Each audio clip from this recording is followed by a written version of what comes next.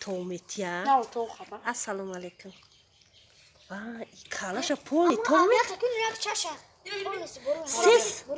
Ses adı 6 gradus kardeşa tomet.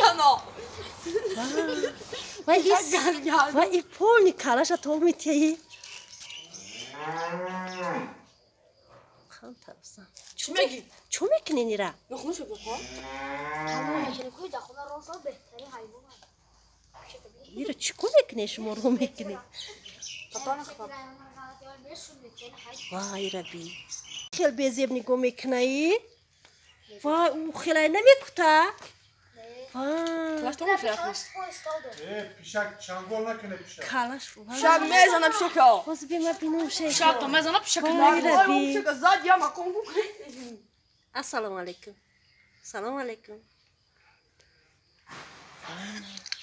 Ay çok kapı denira. Ne tabii ne yapacağım? Verdim ben telefon alırken nişe satsın kesin ya şurada. Tu kapı di.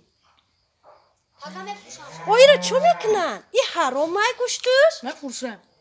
Baç komek nan me fruşenşa. Mora khona takam etme. Baç. İrim mi tarsa? Şuna mi tarsa değil. Mordaki joya? Ha? Mordaki joya?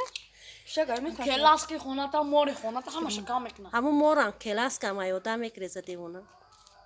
İre bini.